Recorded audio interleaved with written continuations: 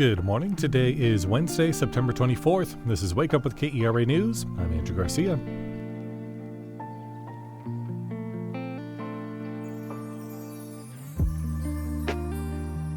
Another wave of widespread showers and storms is expected to move across the region today. A few strong storms may occur, capable of producing small hail, lightning, and gusty winds. After the storms clear out this morning, we'll have highs in the low 80s. Losing a loved one can be hard, and talking about it can be difficult. We'll learn more about how a disconnected phone in Arlington may help facilitate those hard conversations. That's after the news. 4 Dallas City Council members are accused of violating the Texas Open Meetings Act. KERA's Megan Cardona explains. Council members KERA Mendelson, Andrew Garcia, Lori Blair, and Mayor Pro Tem Jesse Moreno met with an outside group of philanthropists who wanted to pitch an idea for homelessness services. All 4 of the council members are on the city's Housing and Homelessness Solutions Committee. That means the majority of the committee met at once. Council members Adam Basildua and Paula Blackman say that's a violation of the Texas Open Meetings Act, which requires public notice of a meeting at least 3 days ahead of time. But Mendelson says it was not a committee meeting, and nothing was voted on, deliberated, or approved. For KERA News, I'm Megan Cardona. The Fort Worth City Council last night heard from residents responding to social media posts from District 9's Elizabeth Bekah about Charlie Kirk. The conservative activist in 2023 said it was worth it to, quote, unfortunately have some gun deaths to have the Second Amendment. Bekah critically shared those comments from Kirk after his assassination. She soon deleted the post, but not before it drew backlash. Resident Sarah Maxwell spoke at last night's public meeting. When I signed up to come here tonight, my topic was actually to ask that the City Council censure Councilwoman Bekah because of the cavalier nature of your approach to that murder. According to the Fort Worth Report, more than half of the speakers at last night's meeting criticized Mayor Maddie Parker for her statement denouncing Bekah's post. However, the council took no action regarding Bekah's comments.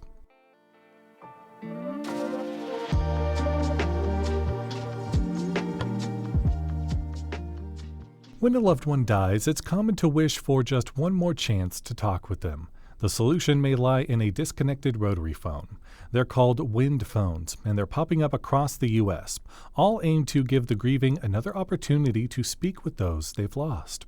KERA arts reporter Marquita Fornoff went to a wind phone in Arlington and brings us this report. There's a wooden hutch in Arlington's Bowman Springs Park that looks kind of like a little free library. Inside the box, there's a vintage rotary phone. It's disconnected, but anyone can pick it up and use it to talk to a loved one. It's called a wind phone. You have to make an effort to kind of walk back there and be like, what is this strange box hanging out over here? That's Karen Kleeman. It was her idea to put a wind phone here in the park to honor her friends. She was inspired by a man named Utaro Sasaki. He made the first wind phone in Japan in 2010 after his cousin died. He set up an old English phone booth in his garden overlooking the Pacific Ocean. Here's Sasaki, translated by This American Life's Mickey Meek. He's saying, because my thoughts could not be relayed over a regular phone line, I wanted them to be carried on the wind. When a tsunami hit the country a year later, people flocked to the phone. Now there are wind phones all over the world, including the one in Arlington. Kleeman recently dropped by after work. Someone had left a huge abalone shell. Nearby, a note written in a childish scrawl says, I feel sorry for you. I just think that's fabulous, right? They've come, they've seen our people, and they've talked to their people. So that was the purpose. 2 of Kleeman's people were family members of her good friend Julie Compton. The 2 women have been through a lot together. Compton's family was there for Kleeman during her divorce, and Kleeman was there when Compton's son Chance died by suicide, and later her husband David died of lung disease. Compton hopes that the wind phone can help facilitate conversations about grief and death. As a society, we're kind of weird about death, and really weird about suicide. It's gotten better, but that people don't want to speak of it. Compton is grateful her friend wanted to memorialize her son and husband. Because a lot of people I'm friends with today don't know Chance. And I'm going to cry. They didn't know David. And so it just really touched me. The idea of talking into a wind phone may sound odd, but it makes sense to Amy Dawson. She runs mywindphone.com, which maps out wind phone locations around the world. I think it's just such a normal thing we call our person, right? I think it's just a very normal thing we do every day that it feels comfortable and it feels like a way you can connect. Kleeman notices the way she talked to her loved ones has changed with time. It was the first, like, what on earth? Why did you do this? And, where have you gone and why aren't you here? Her feelings have evolved. And then it was, here's what happened today. And I so thought of you when I did this or something like that. So, but I'm glad it's there. And I'm glad people are using it. Compton is too. The phone helps keep her husband and her son's memories alive. The saying that people die twice. They die when they die, and then they die the last time somebody says their name. She hopes others find comfort as the wind carries messages to their loved ones, too. For KERA News, I'm Marquita Fornoff in Arlington.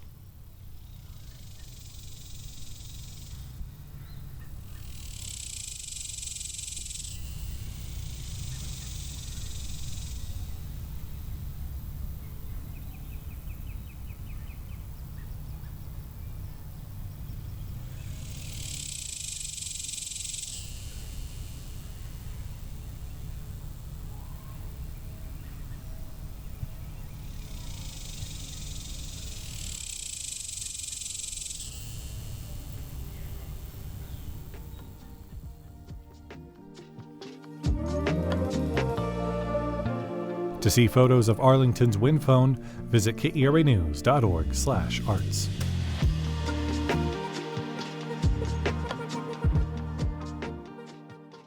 The Texas Rangers lost last night 4-1 against the Minnesota Twins. That's their 8th straight loss, all but certainly eliminating them from playoff contention. Jubilee Theater's newest play is set in the rural South during the Civil Rights era. It follows the journey of a young African-American farmer who leaves his hometown in search of adventure and opportunity, only to discover that home is where the heart truly lies. Home opens in Fort Worth on Saturday for a month-long run. To see details and more arts events, head to the Go See DFW calendar at KERAnews.org/calendar. Thanks for listening to Wake Up with KERA News. I'm your host, Andrew Garcia. For more news in your inbox, visit KERA.org/wakeup. That's where you can subscribe to the Wake Up with KERA News newsletter. You'll get a more in-depth look into the news with plenty of good morning vibes. Connect with us on Facebook, Instagram, and TikTok at KERATX. Have a great day. We'll see you tomorrow.